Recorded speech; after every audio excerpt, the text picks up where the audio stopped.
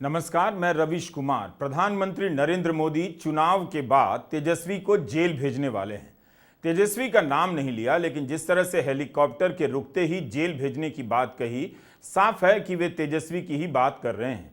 तेजस्वी यादव ने भी पत्र लिखकर जवाब दिया है। हम इस वीडियो में यह भी बताएंगे कि कपिल सिब्बल ने मतगणना के दिन क्या क्या सावधानी बरतनी चाहिए, इसके बारे में विस्तार से बताया है। सभी को पता है कि तेजस्वी यादव ने इस चुनाव में हेलीकॉप्टर से प्रचार करने का रिकॉर्ड तोड़ दिया। तेजस्वी हेलीकॉप्टर को ट्रैक्टर कहते हैं। हर दिन 5 से 7 सभाएं करते हैं और अकेले ही मोर्चा संभाले हुए हैं। इस वक्त तक तेजस्वी यादव 225 से भी अधिक सभाएं कर चुके हैं। असहनीय दर्द के साथ तेजस्वी लगातार सभाएं कर रहे हैं। राजनीति के मैदान में तेजस्वी यादव को चुनौती दी जा सकती थी। लगता है प्रधानमंत्री और बीजेपी ने चुनाव से उम्मीद छोड़ दी है। तेजस्वी से निपटने का एक ही रास्ता है, उन्हें कई साल के लिए जेल में डाल दिया जाए। जेल भेजने का खतरा तेजस्वी पर ऐसे ही कई साल से मंडरा रहा है, मगर पहली बार प्रधानमंत्री मोदी ने उन्हें जेल भेजने की गारंटी दे दी है। और मैं आज बिहार के लोगों को एक और गारंटी दे रहा हूं। जिन्होंने बिहार के गरीबों को लूटकर नौकरी के बदले जमीन लिखवाई है,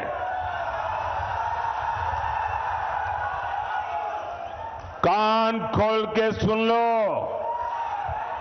उनका भी जेल जाने का काउंटडाउन शुरू हो चुका है।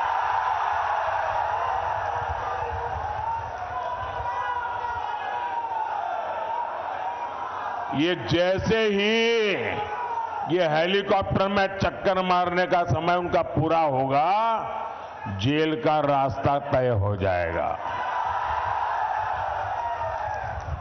बिहार को लूटने वालों को एनडीए सरकार छोड़ेगी नहीं, और ये एनडीए की गारंटी है, मोदी की भी गारंटी है। उत्तर प्रदेश और गुजरात में पेपर लीक की अनेक घटनाएं हुई। प्रधानमंत्री नरेंद्र मोदी ने कभी कुछ नहीं बोला। राजस्थान में जरूर बोला करते थे जब वहां कांग्रेस की सरकार थी। बिहार के युवा नौकरी पर उनसे सुनना चाहते हैं, लेकिन किसी एक मामले की जांच को लेकर वे नौकरी का नाम जप गए। तेजस्वी यादव का अभियान नौकरी के आसपास घूम रहा है। कायदे से इसका जवाब होता कि प्रधानमंत्री बताते कि कितने युवाओं को नौकरी दी और देने वाले हैं। इसके बजाय सीधे तेजस्वी को जेल भेजने की गारंटी दे रहे हैं। नाम नहीं लेते, लेकिन नौकरी और हेलीकॉप्टर के सहारे इशारा करते हैं किसकी बात हो रही है। अजीत पवार हजारों करोड़ के घोटाले का आरोप उन पर लगाया करते थे। वे अपनी पार्टी तोड़कर बीजेपी के साथ आ गए। उसके साथ गठबंधन में महाराष्ट्र में सरकार में है, तो उनकी गारंटी खत्म हो गई। अजीत पवार के खिलाफ कई हजार करोड़ के मामलों में जांच बंद हो गई, लेकिन जेल भेजने की गारंटी उसके लिए है जो उनके साथ नहीं है। जो गंभीरता से चुनाव लड़ेगा उसे जेल भेजने की गारंटी दी जाएगी। उनके लिए चुनाव नहीं हारेगा उसे जेल भेजने की गारंटी दी जाएगी। उनके लिए जो पर्चा वापस नहीं लेगा उसे जेल भेजने की गारंटी दी जाएगी। प्रधानमंत्री नरेंद्र मोदी पहले कहा करते थे कि कानून अपना काम कर रहा है, जांच एजेंसियां कानून की प्रक्रिया के अनुसार अपने फैसले ले रही हैं, लेकिन अब तो खुद ही जेल भेजने की गारंटी दे रहे हैं। इसकी जरूरत नहीं थी। जिस तरह से पुलिस की इस नीली वैन में केजरीवाल को गिरफ्तार कर ले जाया जा रहा था, प्रधानमंत्री अपने साथ इसी वैन को लेकर चला करें। जहां कहीं भी विपक्ष के नेता नजर आए, चाय की दुकान पर या कुछ खरीदते हुए भी या परिवार के साथ जाते हुए भी, उन्हें देखते ही गाड़ी से उतारें और इस वैन में डालकर जेल में बंद कर दें। हो सके तो अपने साथ प्रधानमंत्री 10-12 हथकड़ियां भी रखें। पुलिस का इंतजार ही क्यों करना, खुद प्रधानमंत्री ही विपक्ष के नेताओं को हथकड़ी पहनाना शुरू कर दें। नौकरशाही में बहुत से ऐसे अफसर मिल जाएंगे जो संविधान की मर्यादा से सौदा करने के लिए तैयार रहते हैं। उनको ही साथ लेकर घुमा करें, इशारा कर दें। वे विपक्ष के नेताओं को खेत से, खलियान से, रैलियों से, कहीं से भी पकड़कर ले आएंगे, तिहाड़ में डाल देंगे। मेरी राय में तो इस वैन की जगह प्रधानमंत्री को एक खाली विमान भी लेकर चलना चाहिए। जिस भी राज्य में भाषण देने जाएं, लौटते हुए वहां के विपक्ष के सभी नेताओं को इसमें लाद कर दिल्ली ले आएं, तिहाड़ में डाल दें। इस तरह से विपक्ष जेल में रहेगा और वे बिना भाषण के ही चुनाव जीत जाएंगे और भारत की जनता को खराब भाषण सुनने से मुक्ति मिल जाएगी। दिल्ली के मुख्यमंत्री अरविंद केजरीवाल ने कहा है कि तेजस्वी यादव को जेल में डालने की बात कर प्रधानमंत्री मोदी ने साफ कर दिया है, वही तय करते हैं कौन जेल जाएगा, कितने दिनों के लिए जेल जाएगा। जब अरविंद केजरीवाल कहा करते थे तो उनसे पूछा जाता था, मोदी जी तय करते हैं, ये आप किस आधार पर कह रहे हैं? लेकिन केजरीवाल ने कहा कि अब तो मोदी जी ही देश के सामने कबूल कर रहे हैं। सुप्रीम कोर्ट के वकील कपिल सिब्बल ने कहा है कि प्रधानमंत्री का यह बयान आचार संहिता का उल्लंघन है। इससे पता चलता है कि जांच एजेंसियां उनके इशारे पर काम कर रही हैं, मगर चुनाव आयोग तो इस पर एक्शन ही नहीं लेगा।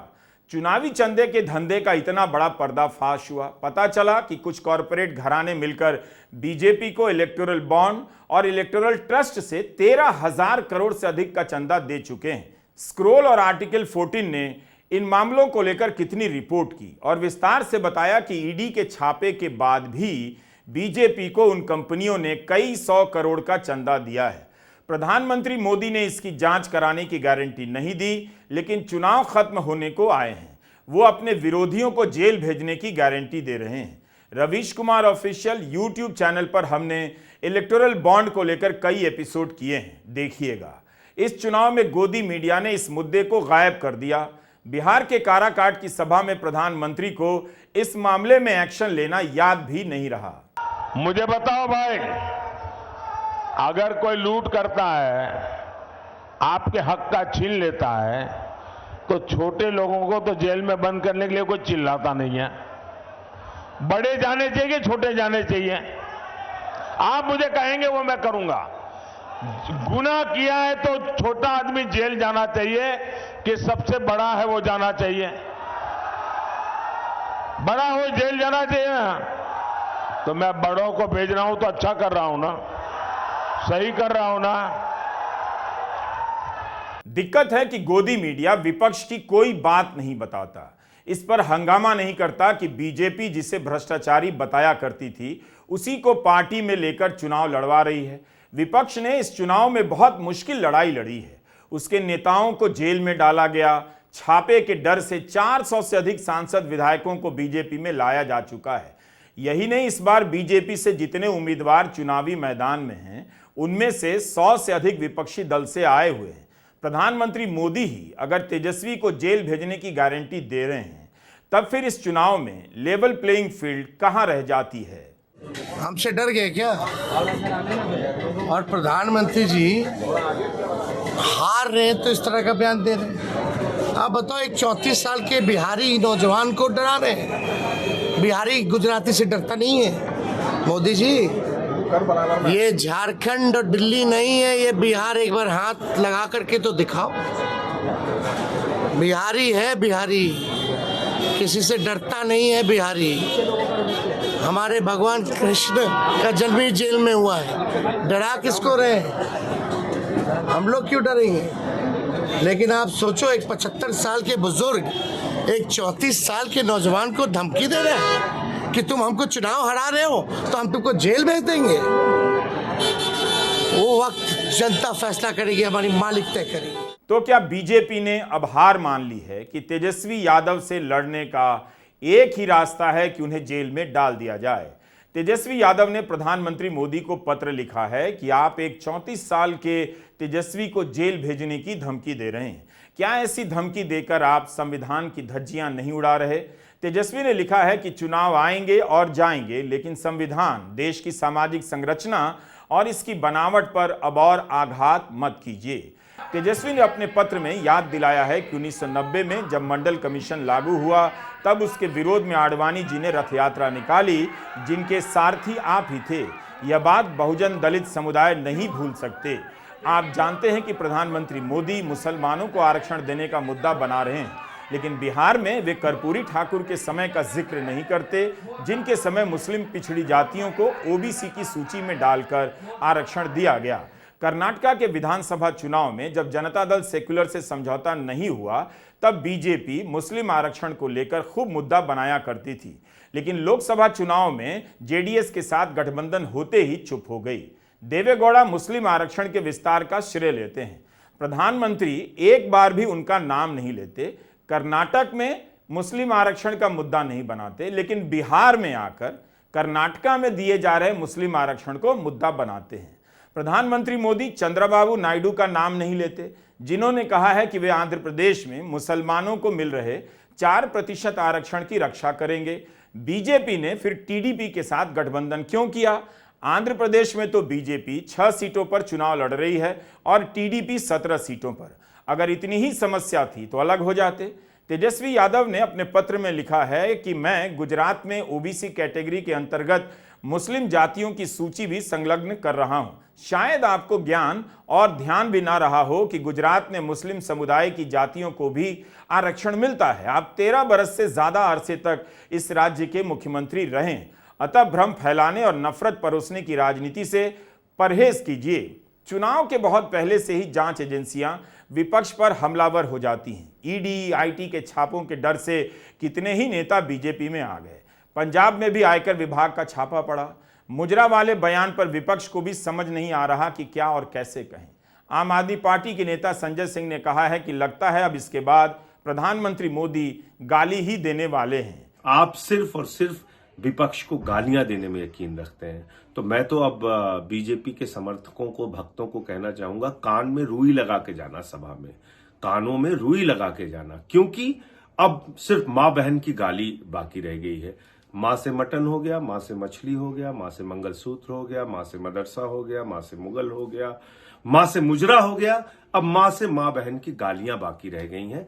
तो मैं भक्तों से और जो मोदी जी के समर्थक हैं उनसे मैं ये कहना चाहता हूं कि मां से मोदी मोदी मोदी मोदी करते रहते हो, कहीं मां से मां की गाली ना आपको दे दे मोदी जी, इसलिए सभाओं में थोड़ा संभल के और बच के जाइए। प्रधानमंत्री को झूठ बोलने से, जेल भेजने की धमकी देने से कोई नहीं रोक सकता। बस वे अच्छी शिक्षा और नौकरी की गारंटी नहीं दे पाते। यह चुनाव इसलिए भी याद किया जाएगा कि उनके भाषणों में 10 साल का काम कम था, मुजरा ज्यादा था, मंगलसूत्र ज्यादा था। लेकिन तेजस्वी को जेल भेजने की गारंटी देकर उन्होंने खुद ही बता दिया कि 10 साल से वे किस दम पर राजनीति कर रहे हैं, डराकर, धमकाकर, जेल में डालकर। सुप्रीम कोर्ट के वकील कपिल सिब्बल ने प्रेस कॉन्फ्रेंस की है और विस्तार से बताया है कि मतों की गिनती के समय जो भी एजेंट जाएं, उन्हें किन बातों का ध्यान रखना चाहिए। इस चार्ट में आप देखोगे कि पहले लिखा है CU नंबर। CU नंबर मतलब कंट्रोल यूनिट नंबर, बाईं तरफ ऊपर कंट्रोल यूनिट नंबर। उसके नीचे लिखा है BU number, that means ballot unit number. So control unit number होगा यहाँ, बैलेट नंबर यूनिट होगा, ठीक है। और फिर पेपर सील होगी, उसकी पेपर सील होगी, VVPAT ID होगा। सो ये चारों चीज़ें लिखित रूप में होंगी वहाँ, ठीक है। आपको मैच करना है क्योंकि ये कंट्रोल यूनिट नंबर को आपको दिया जाता है। फिर आप आ जाओ काउंटिंग टेबल नंबर 1 में, उदाहरण के तौर पे। तो काउंटिंग टेबल नंबर 1 में आप देखोगे EVM इज ऑन ECI, ठीक है, नो प्रॉब्लम।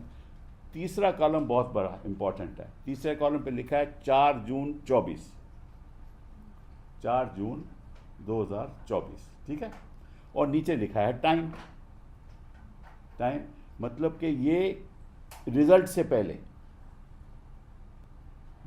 पहले ये लिखित रूप में आ जाएगा 4 जून टाइम। कब मतलब कि कब ये इसका टाइमिंग कब होगा ये पता चल जाएगा आपको, ठीक है। अगर इस टाइम में अंतर हो तो गड़बड़ है। तो आपको देखना है कि इस टाइम में कोई अंतर नहीं है, क्योंकि जब भी आप काउंटिंग टेबल नंबर 1 में 4 जून का खुलेगी मशीन तो आपको देखना है क्या टाइम है, ठीक है। उसमें कोई अंतर होगा, मतलब टाइम अलग दिखाएगा कि इसका मतलब कहीं और भी खुल चुकी है, ठीक। फिर अगला टेबल और इंपॉर्टेंट है सीरियल नंबर। वो सीरियल नंबर भी यहां लिखित रूप में आ जाएगा ऑफ कंट्रोल यूनिट, तो सीरियल नंबर मैच हो जाएगा, कोई दिक्कत की बात नहीं है। कैंडिडेट आ जाएंगे, टोटल पोल वोट्स आ जाएगी, ठीक है ना। टोटल पोल वोट्स जब आ जाएगी तो ध्यान से इसको देखना, ताकि जब काउंटिंग में वोट ज़्यादा हो तो गड़बड़ी। फिर आ जाओ आप, अब जब ये ऊपर की बातें सब हो जाएं तभी आप रिजल्ट बटन दबाने की अनुमति देना। पहले ईवीएम, पहले 4 जून time, serial number, candidate, battery जो भी है, जब ये ख़त्म हो जाए तब आप उसको बोलना कि आप रिजल्ट बटन दबाइए, ठीक है। जब आप रिजल्ट बटन दबाएंगे तो आपको लिखेगा पोल रिजल्ट, उदाहरण के तौर पे 26 अप्रैल 2024, उस दिन मतदान हुआ होगा, ठीक है ना। तो अगर इसमें भी कोई अंतर है तो भी गड़बड़ी है। प्रधानमंत्री मोदी ने इस चुनाव में विपक्ष को नौकरी, सैलरी, महंगाई पर बहस की चुनौती कम दी। यह उनके जीवन का सबसे आसान चुनाव है। उन्होंने बस इतनी मेहनत की कि अपनी भाषा के स्तर को नीचे गिराया। यह कम बड़ी बात नहीं है, बहुत मेहनत लगती है भाषा का स्तर गिराने में। अपने आप को इन चिंताओं से पहले मुक्त करना पड़ता है। लोग क्या कहेंगे, तब जाकर कोई अपनी भाषा में मंगलसूत्र लाता है, झूठ लाता है और मुजरा लाता है। अगर प्रधानमंत्री मोदी की जीत होती है तो उसमें उनके इन खराब भाषणों का बड़ा योगदान माना जाना चाहिए। गोदी मीडिया इसकी तारीफ करने लग जाएगा कि खराब भाषण देकर भी प्रधानमंत्री मोदी चुनाव जीत सकते हैं। जेल भेजने की गारंटी देने वाले प्रधानमंत्री से और आप क्या उम्मीद कर सकते हैं। कहीं अगले भाषण में यह ना कह दें कि हम सारे यूट्यूब चैनल बंद करवाने की गारंटी देते हैं। देश की जनता को गोदी मीडिया ही देखना पड़ेगा हर हाल में। चाहे मैं 70 इंटरव्यू दूं, चाहे 300 इंटरव्यू दूं, लोगों को गोदी मीडिया ही देखना पड़ेगा। इसकी गारंटी मोदी की गारंटी होगी। आइए हम सब मिलकर आने वाले सत्यानाश का स्वागत करें। नमस्कार, मैं रविश कुमार।